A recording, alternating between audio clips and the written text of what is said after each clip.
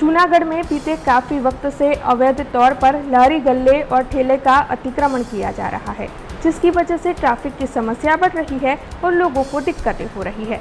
तब अब जूनागढ़ महानगर पालिका हरकत में आई है। जगह जगह से इन अवैध अतिक्रमणों को हटवाने की शुरुआत करवाई गई है।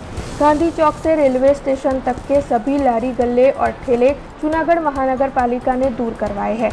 इसके अलावा झांसी रानी स्टैचू से मोती बाग तक के अवैध ठेले भी दूर करवा दिए गए हैं।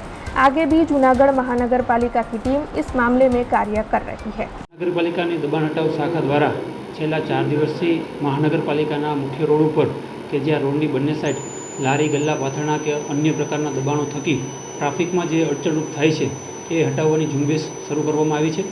आ माटे थईने महानगरपालिकानी टीम मजूरो साथे जेसीबी साथे अन्य मशीनरी साथे गत दिवसोमां गांधी चौकथी मजेवड़ी गेट सुधी, त्यारबाद मजेवड़ी गेटथी दौलतपरा गेटनी बंने साइड सुधी અને આજરોજ ઝાંસી રાણી સર્કલથી મોતીબાગ સર્કલ સુધીના દબાણો હટાવવામાં આવી રહ્યા છે।